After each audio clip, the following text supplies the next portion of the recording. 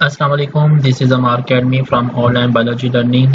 First year की bio के साथ फर्स्ट चैप्टर के साथ बच्चों मैं आपके सामने हाजिर हूँ। और आज का जो हमारा टॉपिक है वो आपकी जो टेक्स्ट बुक है, टेक्स्ट बुक में पेज नंबर 13 से हमने स्टार्ट करना है। और पेज नंबर 13 की फर्स्ट लाइन से लेके protection and conservation of environment से ऊपर ये 1 2 3 4 4 पैराग्राफ है। इन 4 पैराग्राफ को हम डिटेल में स्टडी करेंगे और इसके बारे में सीखेंगे।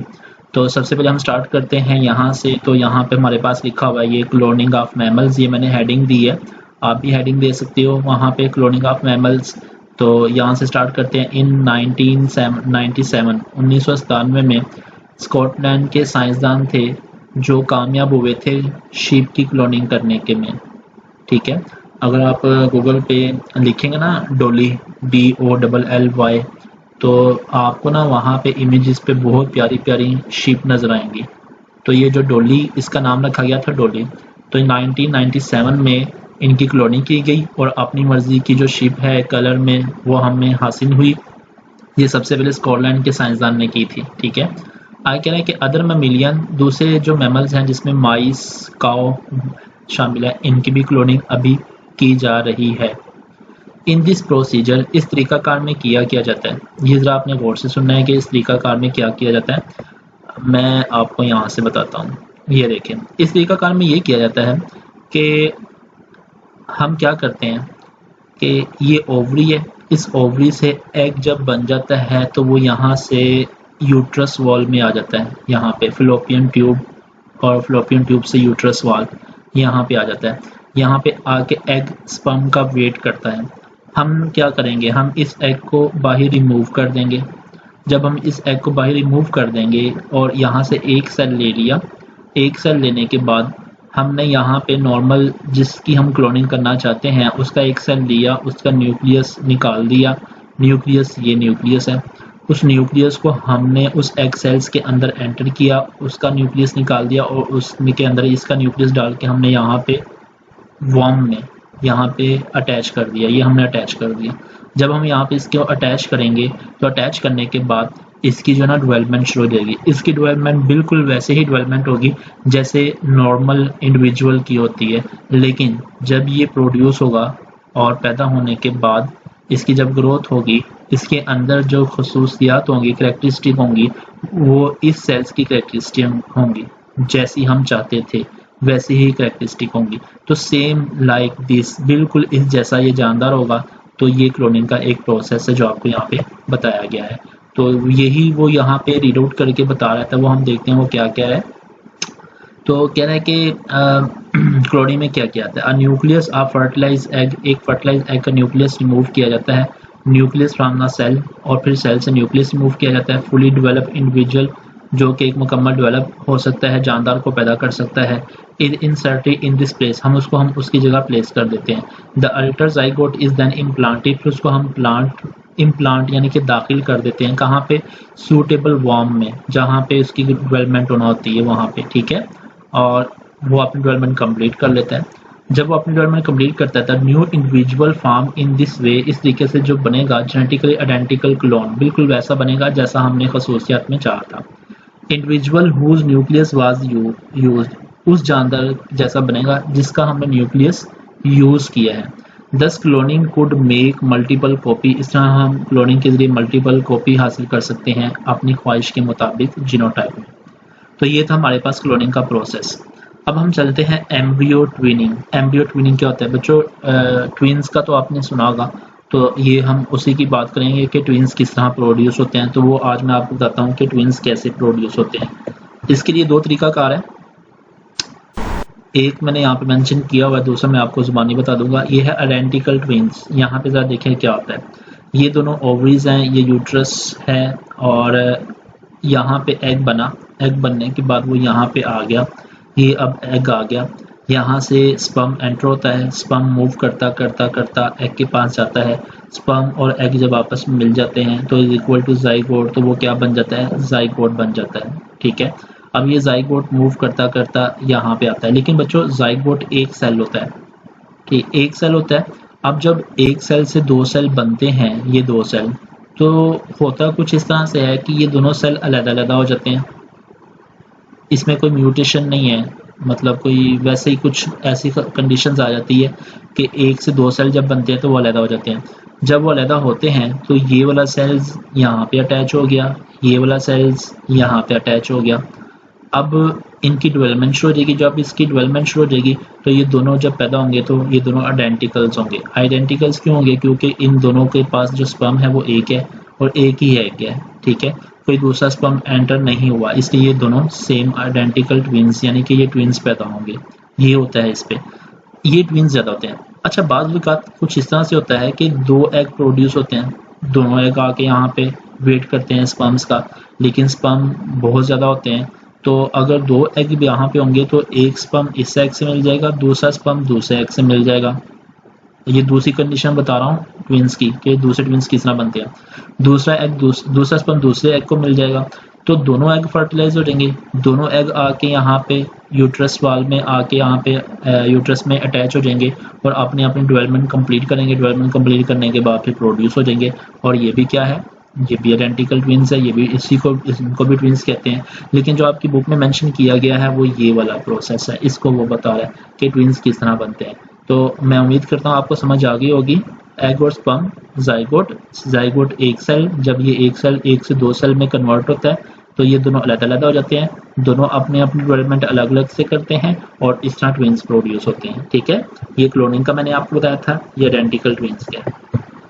तो ये ट्विंस के बारे में बता रहा है। तो वो कह रहा है कि अनदर टाइप ऑफ क्लोनिंग, ये भी क्लोनिंग में आ जाता है एक हिसाब का, involve the division of the single egg और अर्ली एम्ब्रियो इनटू 1 और मोर सेपरेट एम्ब्रियो। कहता है कि जब सिंगल सेल एग होता है तो फिर वो एम्ब्रियो में कन्वर्ट होता है, तो वो एम्ब्रियो एक या एक से ज़्यादा हो जाते हैं। This is the same process that normally create identical twins. ये बिल्कुल फिर उसी तरह पैदा होते हैं जैसे एक नॉर्मल ट्विंस पैदा हो रहा है। Offspring from this type of cloning are genetically identical, बिल्कुल एक जैसे होंगे, but carry chromosome from each of the 2 parents, लेकिन उनके पास जो क्रोमोसोम्स है वो 2 पेरेंट्स के हैं, यानी कि मेल और फीमेल के। This type of cloning is already been used produce genetically identical. और कहते हैं यही तरीकाकार आजमाया जा रहा है एक जैसी ट्विंस पैदा करने के लिए कैटल में और फार्म एनिमल्स में, वो जो फार्म बनते हैं एनिमल्स के उसमें। Man is likely adopt. अच्छा, आगे जरा देखें ये तरीकाकार इंसानों में बहुत कम होता है, आजमाया जाता है। क्यों? ये देखें, man is likely to adopt cloning technique. इंसान को भी इस टेक्निक पे इस्तेमाल किया गया कमर्शियल प्रोडक्शन, ताकि उसकी प्रोडक्शन की जाए वैल्यूएबल एनिमल्स और एनिमल्स अपनी ख्वाहिश के मुताबिक हासिल सकें। Non pedigree such as horses, जैसे हॉर्सेज की गई। At the same place scientist are making to attempt the clone human embryo. लेकिन सेम उसी वक्त वो ये ह्यूमन एम्ब्रियो को भी का क्लोन भी पैदा करना चाहते हैं, which they believe can serve as a transplant donor. कहते हैं कि वो फिर वो क्या होगा कि फ़र्ज़ किया कि अगर मैं हूँ तो मेरा अगर क्लोन पैदा कर दिया गया, फ़र्ज़ किया खुदा ना खास्ता अगर मेरे गुर्दे फेल हो जाते हैं तो मैं अपने क्लोन से गुर्दे ले सकता हूँ, दिल फेल हो गया तो मैं अपने क्लोन से दिल ले सकता हूँ। इसलिए वो ह्यूमन का जो ना वो क्लोन पैदा करना चाहते हैं। This is a lot of controversy. लेकिन बच्चों इसके साथ साथ ये है कि इसमें और भी बहुत सारी प्रॉब्लम्स आ जाएंगी। तो ये पॉसिबल नहीं है कि अगर अभी एक इंसान का जो ना वो डोनर जो ना वो यूज़ किया जाए या बनाया जाए। तो ये अभी बहस और ये इस पर कंट्रोवर्सी, लेकिन इस पर बैन किया गया कि इसकी इजाज़त नहीं है on this issue whether human cloning should be attempt और नॉट, कि इस पर की जाए या ना की जाए। तो ये था हमारे पास ट्विंस, आइडेंटिकल ट्विंस और क्लोनिंग का। अब क्लोनिंग की यहाँ पे कुछ और टाइप्स आ जाती हैं, वो टाइप्स हम पढ़ेंगे कौन कौन सी है। 3 टाइप्स यहाँ पे हैं, और भी हैं लेकिन यहाँ पे 3 दी गई हैं। जीन क्लोनिंग है, सेल क्लोनिंग है या टिश्यू कल्चर है, ऑर्गेनिज्म क्लोनिंग है। सबसे पहले हम जीन क्लोनिंग पढ़ेंगे। जीन क्लोनिंग क्या होती है? इट इज़ द मैनिपुलेशन क्या होता है? ट्रीटमेंट या यूज़, किसी चीज़ का ट्रीटमेंट करना या किसी को इस्तेमाल करने, जीन का इस्तेमाल करने के लिए। In this process desired genes और piece of DNA are introduced into the host, यानी कि बैक्टीरिया में, by means carried called vector, usually plasmid of bacterium system. अच्छा, अब ये है कि हम क्या करते हैं, अपनी मर्जी का डीएनए जो ना वो एंटर करते हैं और उसको लेके जाया जाता है, हम एंटर करते हैं बैक्टीरिया में और बैक्टीरिया उसको टारगेट सेल तक पहुंचा देता है जहाँ पे हमारी ज़रूरत होती है। इसका मतलब ये है कि अगर बैक्टीरिया जो ना वो टारगेट सेल तक पहुंचा रहा है तो वो फिर क्या होगा, वो वेक्टर होगा, उसको हम कहते हैं वेक्टर। यहाँ पे लिखा ना मीन्स ऑफ कैरियर, यानी कि लेके जाने वाला, उसको जीन को लेके जाने वाला। तो जीन को लेके कौन जाता है, वेक्टर, बैक्टीरिया लेके आता है। तो यहाँ पे बैक्टीरिया जो है वो वेक्टर का इस्तेमाल करेगा, ठीक है। द फॉरेन डीएनए बाइसेंटर किया हुआ DNA become permanent future of the host, वो उसका हिस्सा बन जाएगा मुकम्मल तौर पे। इट इज़ रेप्लिकेटेड, फिर वो रेप्लिकेट भी करेगा। पास टू द डॉटर सेल्स, फिर वो उसके डॉटर सेल्स जो उसके बच्चे होंगे उन्होंने, यानी कि बैक्टीरिया में एंटर किया, बैक्टीरिया का हिस्सा बन गया, फिर बैक्टीरिया के जो डॉटर सेल्स होंगे उनमें भी वो पैदा होगा, उनमें भी वो मौजूद होगा along the host DNA.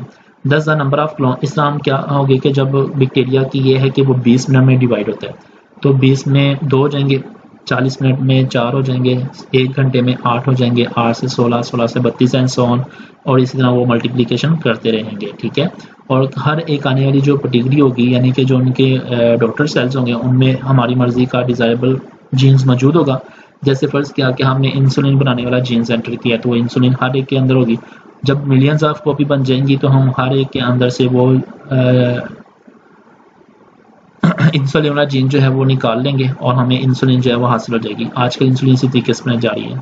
The foreign DNA could come from the another organism, जो बाहर वाला डीएनए वो किसी और जानदार से आया था। Might be an artificially synthesised gene, और कहते हैं कि उसको आर्टिफिशियली तरीके से भी हम इस तरीके से बना सकते हैं, यानी कि इंसुलिन बना सकते हैं।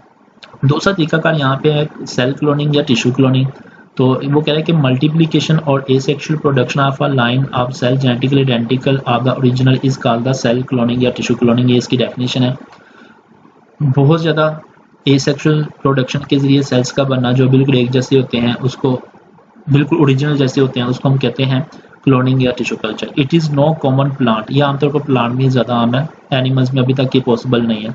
बैक्टीरिया में किया जा रहा है, इसके अलावा यीस्ट में किया जा रहा है, और ये इन दोनों बैक्टीरिया, एनिमल, प्लांट और यीस्ट में जो टेक्निक जो है इस्तेमाल किया जाता है। In plant cell form leave root and tissue, इसमें क्या किया जाता है, अब प्लांट में एक किस तरह होता है, यह बहुत ज़्यादा सुनिएगा। प्लांट में इस तरीके से होता है कि एक सेल को लिया जाता है, रूट से ले लें, लीव से ले लें, किसी भी चीज़ से ले लें, उसको एक मीडियम में, स्पेशल मीडियम में रखा जाता है। A small tumour like the callus, फिर वो एक छोटा सा ट्यूमर, उसमें मतलब कि एक सेल होता है, एक सेल माइटोसिस के जरिए 2 बनते हैं, 4 बनते हैं, 8 बनते हैं, 16 बनते हैं एंड सो ऑन, बहुत ज़्यादा बनते हैं, यहाँ तक कि एक छोटा सा मैस बन जाता है। जब वो एक छोटा सा मैस बनता है तो उसको हम कहते हैं कैलस। जब वो कैलस बन जाएगा तो उस कैलस को हम उस मीडियम से निकाल के किसी दूसरे मीडियम में रखेंगे जहाँ पे हार्मोन्स होंगे। वो हार्मोन क्या करेंगे, उस कैलस की ग्रोथ करेंगे। जब उस कैलस की ग्रोथ करेंगे तो वहाँ पे फिर root, shoot, stem, leaves, flower, ये सब कुछ जो ना वो प्रोड्यूस होगा। तो इस तरीके से भी हम किसी प्लांट की क्लोनिंग कर सकते हैं। All cell callus are identically identical, callus में जितने भी सेल्स होंगे वो क्या होंगे, एक जैसे होंगे, ये बात आपने नोट करनी है। व्हेन सप्लाइड विद हार्मोन, जब इसको हार्मोन दिए जाएंगे तो ये क्या करेगा, ये एक छोटा सा प्लांटलेट्स यानी कि एक छोटा सा पौधा बन जाएगा। प्लांटलेट्स में प्रोड्यूस मैच्योर प्लांट, फिर ये एक मैच्योर प्लांट में बन जाएगा, और जब इसको हम ज़मीन पर लगाएंगे तो इस तरीके से हम सेल क्लोनिंग या टिश्यू क्लोनिंग जो है वो हम कर सकते हैं, ठीक है।